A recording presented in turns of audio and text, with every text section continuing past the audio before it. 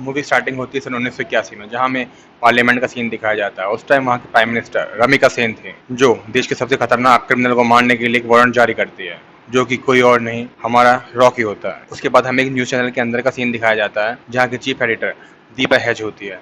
Deepa KGF के ऊपर लिखी हुई बुक को पढ़ रही होती है और उसे बेकार बताकर वहाँ से जाने लगती है। तभी उस न्यूज़ चैनल का मालिक दीपा को रोक देता है और बोलता है, दीपा, जिसने ये बुक लिखी है वो कोई बेवकूफ़ इंसान नहीं है, मैंने उसे यहाँ बुलाया, उसे मिलकर जाना। तब दीपा बात करने के लिए मानती है और बोलती है, अगर मुझे पसंद नहीं आया तो आप इस काम के लिए किसी और को चुन लेना। वो एग्री करता है और जैसे ही आनंद की गाड़ी वहाँ पहुँचती है, न्यूज़ चैनल का मालिक खुद उसे लेने के लिए वहाँ पहुँचता है। उसके बाद हम देखते हैं कि आनंद के साथ सब लोग मीटिंग करने के लिए रेडी हैं और वहाँ पे उस मीटिंग की रिकॉर्डिंग भी चालू है। तब दीपा बोलती है, आपने ये बुक क्यों लिखी, इसके ऊपर कोई क्यों विश्वास करेगा। आनंद उस बुक में कुछ कटिंग करता है, दीपा के हाथ में देता है। तब उससे पूछता है कि अब तो इसे पढ़ेंगे ना, अब मुझे बताइए एल्डोराडो का मतलब क्या होता है। तब उसे देखकर दीपा बोलती है, सोने का वो शहर जो खो गया है। तब आनंद बोलता है, बिल्कुल सही, और ये कोई कहानी नहीं है, इस बात का सबूत है वो शक्तिशिला जो धरती में कई सौ फुट नीचे दबी हुई है। ये सुनते ही दीपा के कान खड़े हो जाते हैं। दीपा बोलती है, ये शक्तिशिला धरती में कितनी भी नीचे गड़ी हुई हो, हम उसे निकलवाएंगे, फौरन अपने आदमी वहाँ के लिए भेजो। तब न्यूज़ चैनल का मालिक खुद जाकर एक आदमी को ये काम सौंप कर आता है और यहीं से शुरू होती है केजीएफ की कहानी। फिर आनंद दीपा और उसकी टीम को बताता है कि ये बात है सन 1951 की। कोलार डिस्ट्रिक्ट से कुछ दूर गांव का आदमी पानी के कुएं की खुदाई कर रहे थे, वहां उन्हें एक अजीब सा पत्थर मिला। वहां के गांव वालों ने उस पत्थर की जानकारी के लिए सरकारी रिसर्च टीम बुलाई। उस टीम के साथ वहां एक बहुत ही खतरनाक आदमी और भी था, जिसका नाम था सूर्यवर्धन। जैसे ही गांव के लोग वो पत्थर सूर्यवर्धन के हाथ में देते हैं, उस रात वहां सदी की दो सबसे बड़ी घटनाएं होती हैं। नंबर 1, इसमें सूर्यवर्धन को वहां छुपे सोने के बारे में पता चला, और नंबर 2, इसमें हमारी कहानी का महानायक रॉकी जन्म ले चुका था। एक तरफ सूर्यवर्धन के हाथ में वो गांव के लोग वो सोने का पत्थर देते हैं, और दूसरी तरफ रॉकी की माँ की गोद में रॉकी को। फिर हम देखते हैं रॉकी धीरे धीरे बड़ा होने लगता है। रॉकी को पालने में उसकी माँ को बहुत झेलना पड़ता है। दूसरी तरफ कठिनाइयां तो थी ही, इधर हम देखते हैं कि रॉकी की माँ टीबी की बीमारी की शिकार भी हो चुकी है। खाना बनाते टाइम जब उसकी माँ खांसती है तो उसके हाथ में ब्लड आ जाता है। इधर हम देखते हैं सूर्यवर्धन ने उस जगह को नराची लाइमस्टोन कॉर्पोरेशन के नाम पे 100 साल के लिए सरकार से किराए पे ले लिया था, जिसे केजीएफ इंडिया के नाम से जाना जाता था। वहाँ के लिए वो बाहर से कुछ लोगों को लाता और माइनिंग करवाता था। फिर मूवी में हमें दिखाया जाता है 10 साल बाद का सीन 1961, जहाँ रॉकी और उसका दोस्त भागते हुए हॉस्पिटल में आते हैं और टेबल पे बहुत सारे सिक्के रख देते हैं। फिर वहाँ नर्स खड़ी होती है जो बोलती है, बेटा तुम्हारे माँ के इलाज के लिए ये पैसे बहुत कम है। उसके बाद रॉकी जोर से चिल्लाता है और रोने लगता है। फिर अपने यहाँ से पहुंच के वो अपनी माँ की तरफ बढ़ता है। उसकी माँ बहुत परेशान थी और वो उसे एक बात बोलती है, सब ये कहते हैं कि पैसे के बिना जीना मुश्किल है, लेकिन ये कोई नहीं बताता कि पैसे के बिना मरना और भी मुश्किल है। तुम मुझसे वादा कर, तू चाहे जैसे भी जिएगा, लेकिन जब तू मरेगा तो दुनिया का सबसे अमीर और ताकतवर इंसान बन के मरेगा, मुझसे वादा कर। ये सुनकर रॉकी अपना हाथ अपनी माँ के हाथ में देता है और बोलता है, माँ मैं वादा करता हूँ, मैं दुनिया का सबसे अमीर इंसान बनूंगा। फिर हम देखते हैं कुछ टाइम बाद उसकी माँ का देहांत हो जाता है और वो शहर छोड़ के जाने लगता है। फिर रॉकी जब वहां से अपना गाँव छोड़कर जा रहा होता है तो उसके सामने अचानक से एक पागल कूद के आ जाता है और वो पागल रॉकी से बोलता है, मुझे पैसे चाहिए, मुझे पैसे चाहिए। रॉकी के ना करने पर वो रॉकी को बोलता है, ले मेरे पास हैं पैसे, तुम मुझसे ले ले। जब वो रॉकी को चिल्लर दे रहा होता है तो रॉकी बोलता है, नहीं ये बहुत कम है, मुझे और चाहिए, मुझे और पैसा चाहिए। तब वो पागल वहां जा रहे एक बुढ़े हाथ में गला पकड़ लेता है। वो बुढ़ा डर के मारे वहां कुछ नोट फेंक के भाग जाता है। तब वो पागल रॉकी को समझाता है कि सारा खेल पावर का है, अगर हाथ फैलाओगे तो चिल्लर मिलेंगे और हाथ उठाओगे तो नोट। जैसे रॉकी पावर शब्द सुनता है, रॉकी बॉम्बे के लिए निकल जाता है, क्योंकि उसे लगता है कि पावरफुल लोग हमेशा पावरफुल जगह से ही आते हैं। इधर हम देखते हैं बॉम्बे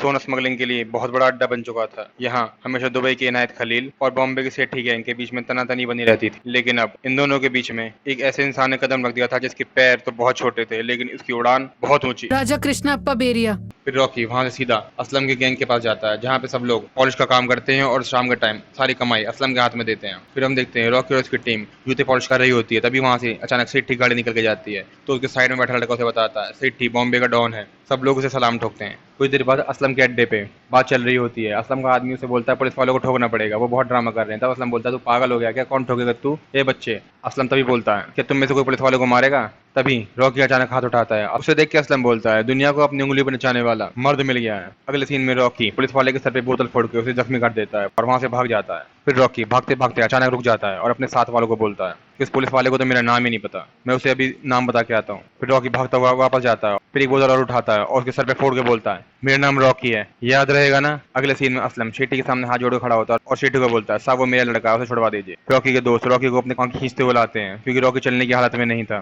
तब असलम बोलता है, बता वहाँ क्यों गया था। तब रॉकी जवाब देता है, नाम कमाने। अगर किसी आदमी को पीटा तो पुलिस ढूंढेगी, और अगर किसी पुलिस वाले को भी पीटा तो तुम जैसा डॉन ढूंढेगा। तभी वहाँ सेठी का आदमी कासिम आता है और उससे पूछता है, तुझे क्या चाहिए। तब रॉकी बोलता है, दुनिया। कहानी का सीन शिफ्ट होता है और हम देखते हैं विश्व युद्ध में हुई लड़ाइयों की वजह से सोने चांदी और सबके भाव बहुत ऊपर बढ़ चुके थे। इस वजह से सूर्यवर्धन भी सबकी पहुंच से बाहर जा चुका था। सूर्यवर्धन की गैंग में 5 पिलर और शामिल थे, जिसमें पहला था कमल, दूसरा राजेंद्र देसाई, तीसरा एंड्रयू, चौथा उसका बेटा गरुड़ा और पांचवा उसका भाई अधीरा। दूसरी तरफ सूर्यवर्धन भी अब राजनीति में उतर चुका था, जिसकी वजह से उसने सरकार को अपनी जेब में डाल दिया था। एक दिन अचानक सूर्यवर्धन को हार्ट अटैक आ जाता है और ये खबर इनायत खलील के पास पहुंचती है। इनायत खलील के पास एक यही मौका था बॉम्बे को अपनी मुट्ठी में करने का। इनायत खलील शेट्टी के दुश्मन दिलावर से हाथ मिला लेता है और दिलावर शेट्टी की गैंग को ढूंढ ढूंढ कर मारना शुरू कर देता है। तभी शेट्टी के पास खबर पहुंचती है कि रॉकी पकड़ा गया है और हम देखते हैं कि रॉकी को चेन से बांधकर ऊपर लटका दिया जाता है। दिलावर एक कसाई से बोल रहा होता है कि मेरा बर्थडे है और मुझे रॉकी का दिल और दोनों आंखें चाहिए। तभी अचानक से हमें आवाज आती है, happy birthday dear enemy Dilawar, happy birthday to you.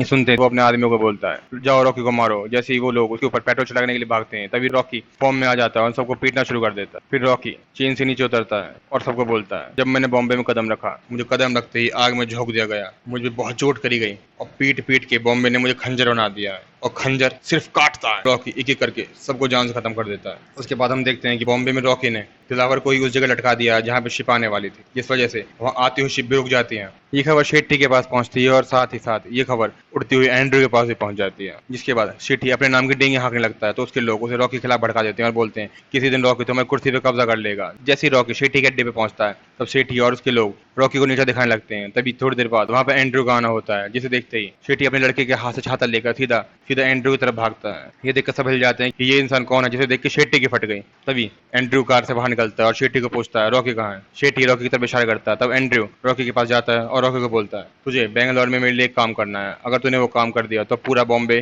तेरा। एंड्रयू के पास सुनकर रॉकी हाँ में गर्दन हिलाता है और शेट्टी की फट जाती है। फिर एंड्रयू वहां चला जाता है। तब रॉकी बोलता है, ए पठान, जिन 10 लोगों का पुण्य मारा वो कोई लुखे नहीं थे, वो 10 लोग भी डॉन ही थे। तब पठान बोलता है, जी भाई, और शेट्टी उसकी तरफ ऐसे देखता है जैसे किसी ने उसके कपड़े उतार लिए। फिर अगले सीन में हम देखते हैं रॉकी की फ्लाइट बेंगलोर में लैंड कर जाती है। फिर वो टैक्सी में बैठ के वहां से होटल की तरफ जाने लगता है। रास्ते में उसे रीना दिखाई देती है, जिसे देख के वो उसके प्यार में फ्लैट हो जाता है।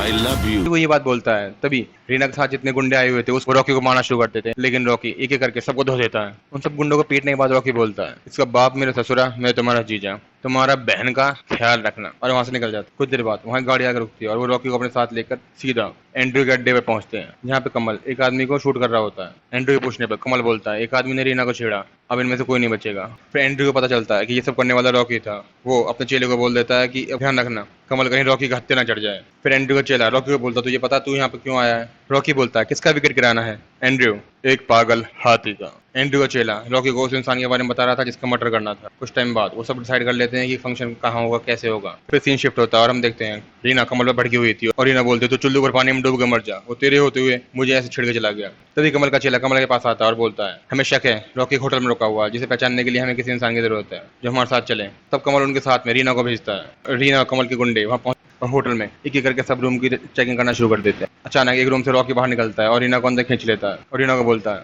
यू केम हियर टू सी मी, जानू मैं तुझे अपने रॉकेट पे बिठा के मंगल ग्रह की सैर कराना चाहता। फिर हम देखते हैं कमल के गुंडे गेट पीट रहे होते। फिर रॉकी गेट खोलकर उन लोगों की अच्छी तरह सर्विस कर देता है। रीना गुस्से होकर वहां जा रही होती है और रीना जैसे ही होटल के एग्जिट गेट पे पहुंचती है वो ड्राइवर को बुलाती है। फिर रॉकी उन सबको तोड़ के ड्राइवर को धो के रीना की बगल वाली सीट पे बैठ जाता है। तो ये देख के रीना परेशान हो जाती है। रॉकी रास्ते में से बात कर रहा होता है। तब रीना बोलती है, मेरे सामने खड़े होने की तेरी औकात नहीं और तू मेरे बगल में बैठकर मुझसे बात कर रहा है। जब रीना उसके ऊपर चिल्ला रही होती है तभी रॉकी की नजर एक औरत पे पड़ती है जिसकी गोद में बच्चा होता है और वो रोड से बार बार कुछ उठाना चाहती है, लेकिन कोई गाड़ी नहीं रुकती और इस वजह से वो बहुत परेशान हो रही थी। तभी रॉकी अचानक अपनी गाड़ी बीच में लगा देता है। रॉकी गाड़ी बीच में लगती है, वहाँ चारों तरफ जाम लग जाता है और सब लोग चिल्लाने लगते हैं। फिर रॉकी उन लोगों को गन दिखाता है, जिसे देखते ही वहाँ पे सन्नाटा छा जाता है। रॉकी गाड़ी से उतरकर उस औरत की तरफ बढ़ता है और उसको बोलता है, इस मिट्टी में पड़े हुए पाप के लिए तुम जितना तड़प रही हो, तुम्हारी मजबूरी देख के मुझे अपनी माँ की याद आ गई। ये दुनिया किसी के लिए नहीं रुक, इस बेरहम दुनिया से अपना हक छीनना पड़ता है। तुम एक माँ हो और भगवान के बाद अगर इस दुनिया में सबसे शक्तिशाली कोई है तो वो है सिर्फ और सिर्फ माँ। ये कहकर रॉकी उसके हाथ में पाव देता है और उसके बाद सीधा गाड़ी में जाकर बैठ जाता है। रीना ये देख के इमोशनल हो जाती है और उसको बोलती है, मुझे मेरे घर छोड़ दो प्लीज। जब रॉकी उसको छोड़ने जाता है तब वो देखता है पुलिस वाले रास्ते में सबकी गाड़ियां रुकवा देते हैं क्योंकि वहां से कुछ ट्रक जा रहे होते हैं निकल के। जैसे पुलिस वाले को ध्यान वहां से हटता है, रॉकी जाकर चुपचाप उस ट्रक में जाकर बैठ जाता है। तभी कुछ देर बाद वहाँ कमल पहुंचता है, लेकिन तब तक रॉकी वहां से निकल चुका था। रॉकी जैसे ही उस ट्रक से बाहर निकल के गोडाउन में पड़े हुए माल को देखता है तो पहचान लेता है कि ये स्टैम्प तो उन्हीं पेटियों पर लगती है जो सोने की पेटियां हमारे बॉम्बे में बंदरगाह पर उतरती है। एंड्रयू और राजेंद्र देसाई गरुड़ा को बुलाने के लिए बात कर रहे होते हैं कि बाप का पुतला बनवाओ। और हवा फैला दो उसका कि उसका रिबन कटेगा, जिसे काटने के लिए वो जरूर आएगा। फिर अगले सीन में रॉकी हमें क्लब में दिखाई देता है जहाँ पे रीना भी होती है और कमल उसे चारों तरफ से घेर लेता है। जैसे कमल उसे शूट करने वाला होता है तब रीना उसे बोलती है ये इस लायक नहीं कि इसके ऊपर एक गोली भी वेस्ट करी जाए। और ये सुनते ही सारे लोग उसकी तरफ गन पॉइंट कर देते हैं और उनको देखकर रॉकी वहां जाने लगता है। तो कुछ लोग उसका मजाक उड़ाते हैं। जैसे वो बाहर पहुंचता है तो एक बैठे हुए इंसान से माचिस मांगता है। माचिस लेकर सीधा पेट्रोल के टैंकर में बैठता है और दीवार तोड़ता हुआ सीधा क्लब के अंदर घुस जाता है। जैसे वो क्लब के अंदर घुसता है चारों तरफ पेट्रोल ही पेट्रोल फैल जाता है। फिर रॉकी गाड़ी से बाहर उतरता है, सिगरेट मुंह में लगाता है और जैसे ही सिगरेट को जलाने वाला होता है तब सब लोगों की फटनी शुरू हो जाती है। फिर रॉकी धीरे धीरे रीना की तरफ बढ़ता है और रीना के पास पहुंचकर बोलता है जिसने भी मुझे गुंडा बोला वो ये बात समझ ले, अपन गुंडा नहीं बवाल है बवाल। और फिर रीना का घमंड चूर चूर कर देता है। फिर हम देखते हैं रीना का बाप राजेंद्र देसाई होटल के अंदर आ जाता है। तब राजेंद्र देसाई बोलता है तुझे अपना वादा याद है? रॉकी बोलता है अगर मुझे उस फंक्शन के अंदर कहीं से भी गन मिल गई तो गरुड़ा यहाँ से जिंदा नहीं जाएगा। तब राजेंद्र देसाई बोलता है गन मिलेगी। उसके बाद हम देखते हैं कि फंक्शन स्टार्ट हो चुका है। जैसे गरुड़ा स्टेज की तरफ बढ़ता है रॉकी और एंड्रयू का आदमी वहाँ पे एक दूसरे की तरफ तेजी से बढ़ने लगते हैं। जैसे एंड्रयू का आदमी रॉकी को गन देने वाला होता है तभी अचानक से वहाँ पर जितने वेटर खड़े होते हैं सब उसको धक्का दे देते हैं पीछे की तरफ और उनमें से एक आदमी रॉकी की तरफ गन पॉइंट कर देता है। ये देख के सब हिल जाते हैं। फिर हमें गरुड़ा और उसके बॉडीगार्ड दिखाई देता है। गरुड़ा राजेंद्र देसाई से बोलता है मेरा बाप तुम पे बहुत विश्वास करता था, उसी विश्वास को बनाने के लिए मैं यहाँ पे आया हूँ। फिर गरुड़ा स्टेज पर जाता है और बोलता है मेरे बाप ने बहुत बड़ा साम्राज्य बनाया और मैं उससे बड़ा बनाऊंगा। जैसे गरुड़ा मूर्ति पर रखा हुआ वो कपड़ा हटाता है सबके होश उड़ जाते हैं। सब लोग देखते रह जाते हैं कि अचानक से ये सूर्यवर्धन का पुतला गरुड़ा के पुतले में कैसे बदल गया। उसके बाद हम देखते हैं कुछ टाइम बाद गरुड़ा वहां से अपने आदमियों के साथ जाने लगता है। फिर सीन शिफ्ट होता है एक मीटिंग रूम की तरफ जहाँ पे राजेंद्र देसाई, एंड्रयू और उसकी पूरी टीम मीटिंग कर रहे थे। फिर राजेंद्र देसाई बोलता है इस पूरी दुनिया पे कब्जा करने के चक्कर में हमने अपने स्वर्ग को नरक बना लिया है। अगर हमने टाइम रहते गरुड़ा को नहीं मारा तो वो हम सबको मार देगा। फिर एंड्रयू बोलता है उसे वहां जाके आखिर मारेगा कौन? ये सुनते ही रॉकी बोलता है मैं, वो जहां भी है जिस भी जगह है मैं जिस काम के लिए आया हूँ मैं उस काम को करके जाऊंगा। Best of luck. फिर मूवी फ्लैशबैक में चली जाती है जहां हमें दिखाई देता है रॉकी की माँ उसे लॉकेट पहना रही होती है जिसके लिए रॉकी मना कर देता है मुझे भगवान पे विश्वास नहीं। रॉकी की माँ बोलती है तो ये मुझ पर विश्वास है ना तो इसे पहन के रखो और इसे कभी मत उतारना। रॉकी अपनी माँ की उस निशानी को सोती हुई रीना के पास छोड़ के वहां चला जाता है। एंड्रयू रॉकी के लिए वहां जाने का मैप तैयार करता है और रॉकी को मैप दिखाता है। रॉकी जैसे ही मैप पढ़ लेता है एंड्रयू उसके हाथ से मैप लेकर उसे जला देता है और बोलता है जैसे तुम रेडी हो जाओ हमें धमाकेदार सिग्नल देना, आग की तरह धमाकेदार। ये सुनते ही रॉकी वहां से निकल जाता है। फिर कासिम सेठी से और रीना अपने पिता राजेंद्र से रॉकी के बारे में पूछती है और वो लोग उसे बताते हैं कि वो ऐसी जगह चला गया है जहाँ से वो जिंदा तो वापस नहीं आने वाला है। फिर मूवी का सीन शिफ्ट होता है और हम देखते हैं गरुड़ा के कुछ आदमी कुछ लोगों का ग्रुप किडनैप करके वहां से ले जा रहे थे। तभी वहां रॉकी की एंट्री होती है। रॉकी जैसे वहां पे आता है रॉकी आते ही वहां पे हड़कंप मचाना शुरू कर देता है। फिर रॉकी को देख के वहां पे बहुत सारे लोग कारों पे आना शुरू करते हैं लेकिन वो एक एक करके सबको मिटा देता है। कुछ देर बाद रॉकी उन किडनैप हुए लोगों के पास जाकर उनके ट्रक में बैठ जाता है। इधर हम देखते हैं सूर्यवर्धन को फिर से हार्ट अटैक आ जाता है और उसके पूरे पांचों के पांचों पिलर उसके पास आके खड़े हो जाते हैं। और सूर्यवर्धन का एक बहुत अजीज आदमी उससे बोलता है सूर्यवर्धन तुम्हारी मौत के बाद तुम किसे अपना उत्तराधिकारी बनाना चाहते हो? तब सूर्यवर्धन जोर से नाम लेता है अधीरा। अधीरा जैसे तुमने मेरा साथ दिया है वैसे ही मेरे बेटे गरुड़ा का साथ भी देना। ये सुनते ही वहां पे लोगों में लड़ाई शुरू हो जाती है। अधीरा बोलता है जब तक मेरे भतीजा जिंदा है मैं अपने राज्य के बारे में सोच भी नहीं सकता और ये कहकर वो वहां से चला जाता है। उसके बाद हम देखते हैं कि अधीरा गरुड़ा के ऊपर हमला करवा देता है लेकिन किस्मत से गरुड़ा उस हमले से बच जाता है। लेकिन जब गरुड़ा अधीरा के ऊपर हमला करवाता है तो ये भी पता नहीं लगता कि अधीरा कहाँ गया। ट्रक जिसके अंदर रॉकी घुसा था उसे खोला जाता है और एक एक करके सबके ऊपर वहां पे गुलामों वाले सीरियल नंबर दाग दिए जाते हैं। उन सब पुराने गुलामों में से एक आदमी रॉकी की तरफ इशारा करके बहुत जोर जोर से चिल्ला रहा होता है अब हमारा मसीहा आ गया, अब हमें कुछ नहीं होने वाला। तो उन लोगों की भीड़ को साइड में करके उसे दिखाई देता है गरुड़ा का महल। फिर रॉकी उस महल को देखकर आगे बढ़ जाता है नराची की तरफ। जो भी वो माइनिंग का एरिया था उसे वहाँ के लोग नराची बोलते हैं। रॉकी वहाँ बैठे कुछ बच्चों को कागज का खिलौना देता है और उनसे दोस्ती कर लेता है। वो बच्चे बता देते हैं कि पूरी नराची में कहाँ कहाँ पे टाइट सिक्योरिटी लगी हुई है। ये सब जानकारी लेके अपने प्लान बनाना शुरू करता है। कुछ टाइम बाद हम देखते हैं कि सब लोग वहाँ पे काम कर रहे होते हैं तो एक बच्चे के हाथ से एक बॉल व्हाइट लाइन के पार चली जाती है जिसकी वजह से उसका बाप और उसकी माँ उस बच्चे को बचाने के लिए उसकी तरफ भागने लगते हैं। लेकिन जैसे उसकी माँ उस लाइन को क्रॉस करती है वहाँ खड़े हो सिक्योरिटी गार्ड माँ को गोली मार देते और वो वहीं मर जाती। ये सब रॉकी देख रहा होता है लेकिन वो उस हालत में कुछ कर नहीं सकता था और वो सिक्योरिटी वाला उस बच्चे को भी शूट कर देता है। फिर कुछ टाइम बाद वो लोग उस औरत और उस बच्चे को दफनाने के लिए जा रहे होते हैं। वहाँ पे पुराना आदमी रॉकी को बता रहा होता है जैसे इन लोगों को पता लगता है कि यहाँ पे कोई ऐसा आदमी है जो अब काम नहीं कर सकता है तो वो उसे तुरंत मौत के घाट उतार देते हैं। फिर रॉकी एक ट्रक में कुछ माल लोड कर रहा होता है उसके नीचे से के आगे लगे हुए पत्थर को हटाकर वहां से निकल जाता है। कुछ दूर जाकर रॉकी वहाँ पे खड़े सिक्योरिटी गार्ड का ध्यान बटाने के लिए वहाँ रखे कपड़े के ढेर में आग लगा देते। शोर बजना शुरू होता है और रॉकी सीधा वहाँ से मेंटेनेंस रूम की तरफ भाग जाता है। मैप को देखकर उसे याद करने की कोशिश करने लगता है। ये सब एक वहाँ खड़ा भीड़ में आदमी देख रहा होता है लेकिन वो उस टाइम कुछ नहीं बोलता। वहीं रॉकी अपनी लाइन में वापस आ जाता है। जैसे ही वो ट्रक आगे जाके टकराता है वहां धमाका होता है। ये बात वानरम तक पहुंचती है। वानरम जो कि गरुड़ा का सेनापति था, तब वानरम गरुड़ा को बोलता है, जब से नया ग्रुप आया है इस ग्रुप में बहुत कुछ अजीब हो रहा है और मुझे लग रहा है कुछ लोग आपको मारने की कोशिश कर रहे हैं। गरुड़ा तभी ये बात सुनकर अपनी पूरी फौज के साथ उस नए ग्रुप के पास पहुंचता है और वहां उन लोगों को बोलता है, अगर मुझे तुम लोगों ने बता दिया कि कौन मैं एंट्रेंस रूम में गया था तो सिर्फ वो ही मरेगा, अगर नहीं बताया तो मैं तुम सबको मार डालूंगा। एक आदमी जिसने रॉकी को वहां जाते हुए देखा था वो ये सोचकर डर जाता है कि कहीं उसकी प्रेग्नेंट लेडी को ना मार दे।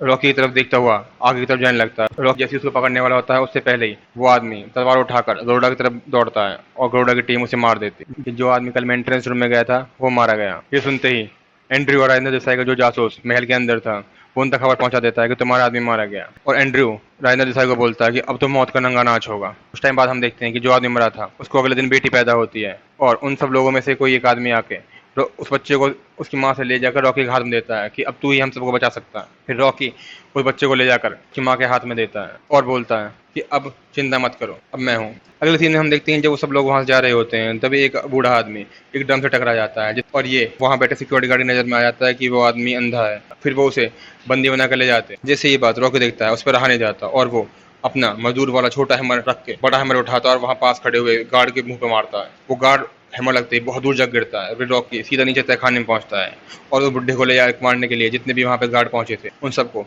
एक एक करके मारता है। जो उनका सरदार था वो उसे बंदी बनाकर जुलूस निकालने के लिए बाहर लेकर आता है। जैसे वो ऊपर आता है उस बुड्ढे को, रॉकी को और गार्ड को देखकर वहां के सब लोग हैरान रह जाते हैं। ये सब लोग जिंदा हैं और ये गार्ड इतना जख्मी कैसे। फिर वो सब लोग उसे मारने के लिए फटाफट वहां पे अपने औजारों को जमीन में मारना शुरू करते हैं, जिसका मतलब होता है आज ये गार्ड मरना चाहिए। फिर रॉकी वो बड़ा वाला हैमर उठाता है और हैमर से सीधा उसके ऊपर चोट करता है। एक ही बार में वो गार्ड जान से खत्म हो जाता है। फिर उस टीम में से एक आदमी बाहर आकर रॉकी को बोलता है, तुम चिंता मत करो, हम इन सबको दफना देंगे, किसी को कानो कान खबर नहीं होगी। ये सुनकर रॉकी बोलता है, इन सबको दफनाओ मत, इन सबको जला दो, क्योंकि मैं अब तैयार हूँ, अब जंग का ऐलान होगा। ये बात गरुड़ा के भाई तक पहुंचती है कि वहां पे इतने सारे लोगों को मारकर जला दिया गया है। जैसे उसे बात पता लगती है वो सीधा जाकर एंड्रयू और उसकी टीम को ये बात बता देता है कि उसने हमें धमाकेदार मैसेज दिया, बहुत धमाकेदार मैसेज, आग की तरह। वहां वो आदमी गरुड़ा के भाई से मिला हुआ था, वो उसको बोलता है कि इस बात की सच्चाई का पता लगाने के लिए गरुड़ा पूरे 20,000 लोगों को मरवा सकता, कुछ करो। तभी गरुड़ा का भाई बोलता है, तुम चारों तरफ खबर फैला दो, पिताजी अब नहीं रहे। इतना कहते ही गरुड़ा का भाई अपने पिता को मारने के लिए तकिए से उसका मुंह दबा देता है। गरुड़ा अपने पिता कमरे में आता है जहाँ उसका भाई फूट फूट कर रो रहा होता है।